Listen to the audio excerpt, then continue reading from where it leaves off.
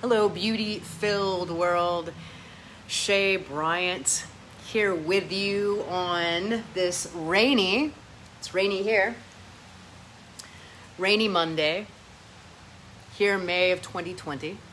And I'm coming on here to share in gratitude, to share in presence, and to also share in some of what is coming through me today. And I wrote that in the live description, talking about recognizing, tapping into, harnessing the power of our word.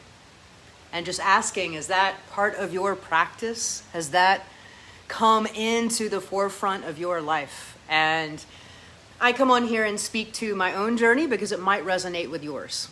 That yes, we are in some somewhat challenging times. That yes, many of us are sensitives, we're empaths, and we are greatly feeling the desire that things heal, that things change, that we evolve. And speaking to both of those truths, those realities going on. Yes, we are in a so-called crisis. I prefer to say opportunity. And yes, that it is affecting us. Absolutely. And that to truly claim sovereignty is to recognize, yes, this is affecting me. So for those of us that are more sensitive, that are more empathetic though, because we are affected by things, we can be destabilized, we can be knocked down, we can be so fatigued from the journey. So something that has helped me tremendously is really recognizing the power of my word. Recognizing how I'm using my word to co-create my reality.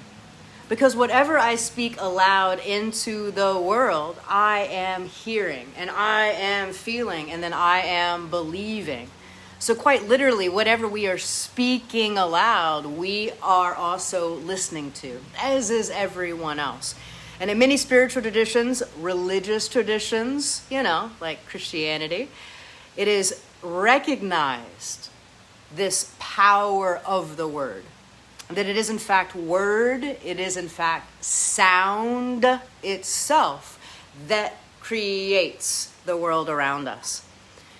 And so I ask you, as I've had to ask myself, am I really noticing my words, what is coming out of my mouth in any moment? And then as soon as I speak, is that in alignment with my deep truth? Am I speaking to my heart? Am I speaking to and from my higher self? Or am I speaking the truth of my ego? And so just because we're saying something doesn't mean it's actually even our own truth. And so much in our healing is uncovering what isn't true, removing what isn't ours to begin with.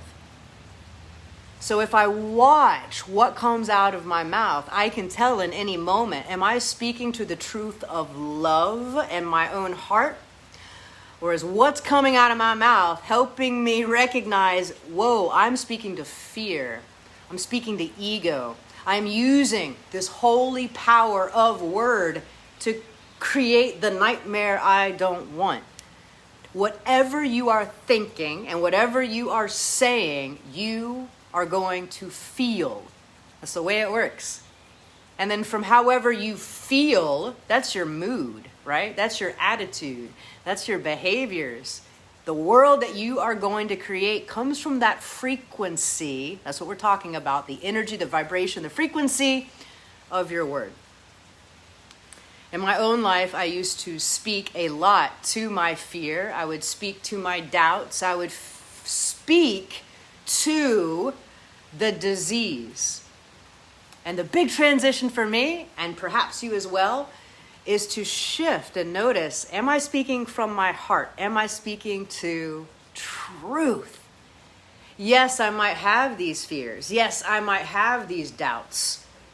But I want to speak and use this holy vehicle to speak only to what is true in my heart and what it is that I want to create and manifest in this world.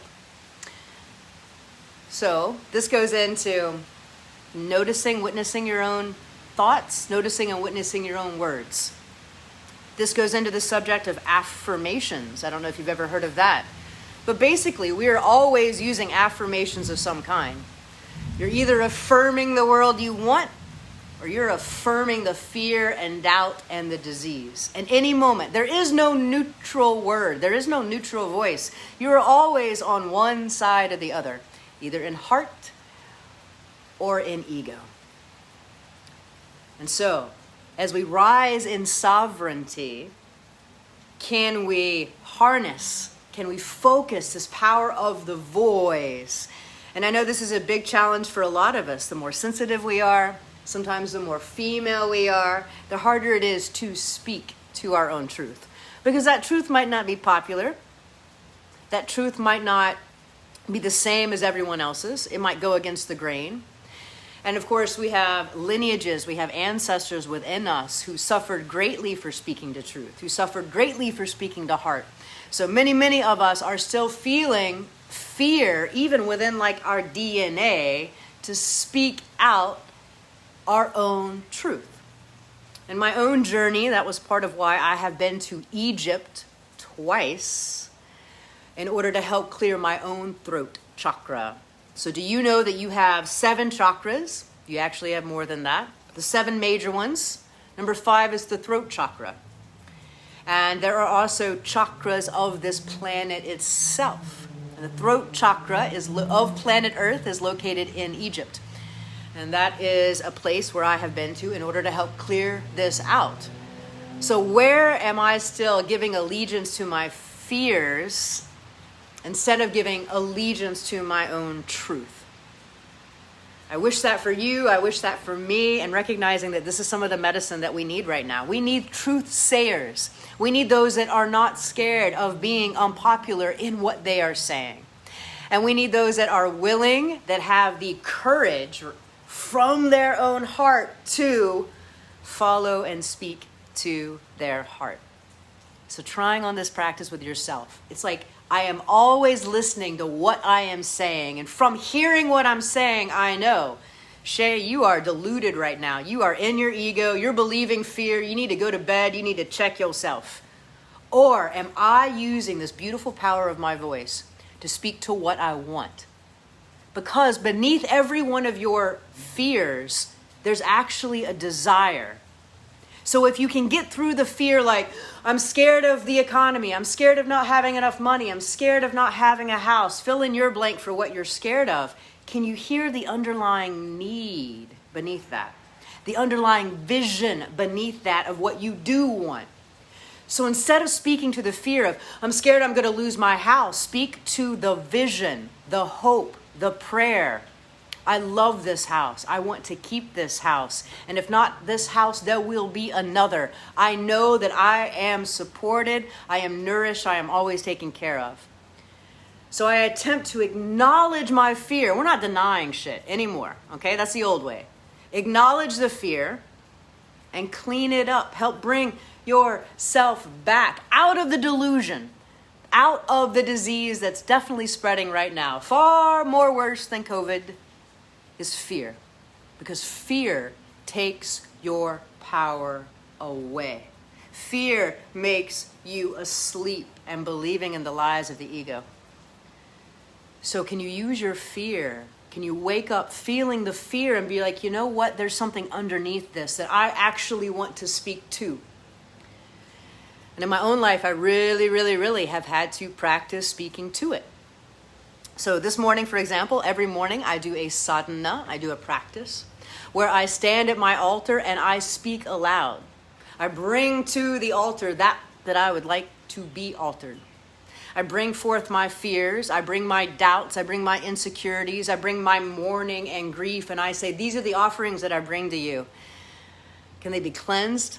Can they be transformed? And can I now hear and speak to the vision beneath this? So I stand at the altar, I offer my own so-called failings, my insecurities, my doubt, my fear, and I stand and I pray until it has been altered, and I am once again in alignment with the truth of what I want for myself and for this world and for you, and then I speak to that. I personally use the practice of mantra. Mantra is a Sanskrit word. It is a yogic practice, but it's also in basically every other tradition. Counting the rosary, for example, is the same thing. Using a practice of, it's called japa, or repetition of a mantra. Using a mantra is a very holy phrase or word with a very divine vibration in it. And by using mantras, I can help cleanse, literally clear through sound vibration and by hearing it. And by tapping into a level of consciousness that millions and billions of people have chanted for thousands of years to come into that alignment. So really noticing the power of sound, the power of word, these amazing practices that we have, such as affirmation and mantra, to keep ourselves in alignment.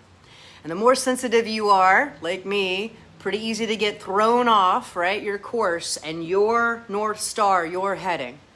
So if you're needing practices to help keep you in that alignment, I highly encourage noticing your own word, maybe researching affirmations and how to really dive into that, as well as mantra, the practice of holy recitation of words.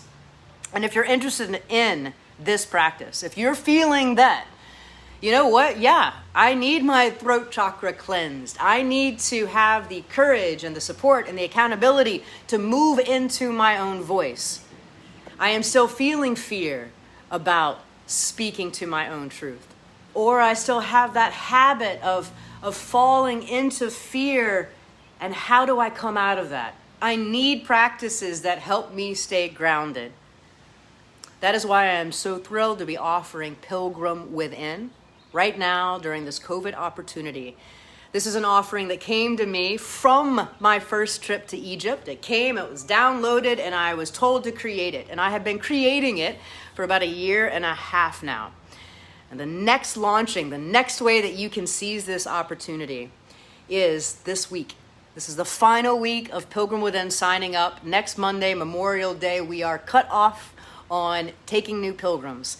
We begin June 1st and we travel from solstice to solstice, exploring those 7 chakras within us, cleansing them, healing them, feeling them for ourselves, for our families, for our friends, for this world. We live in a quantum universe. There is absolutely nothing that you are doing that doesn't affect everyone else. You can't get out of it.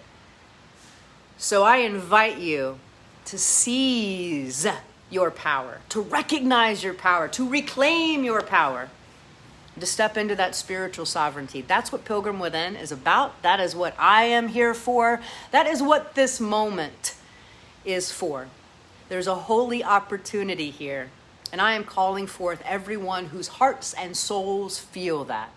There is so much that you can do on yourself that will then assist this world. And I am so glad to be here with you, learning from you, learning with you. You are invited to Pilgrim Within. Information is at shaybryantwellness.com. I got a page called Pilgrim Within. Also, just reach out. Start off with a quick little phone call and just make sure this is in alignment with you.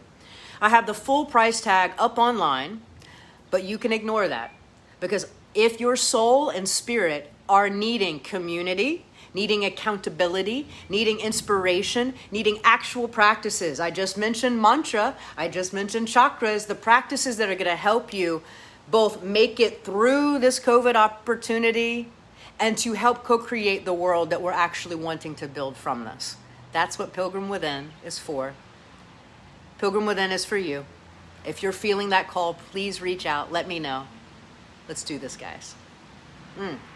Sending you immense love. It looks like the rain has ended. I hope your day is glory-filled. Immense love and appreciation, guys.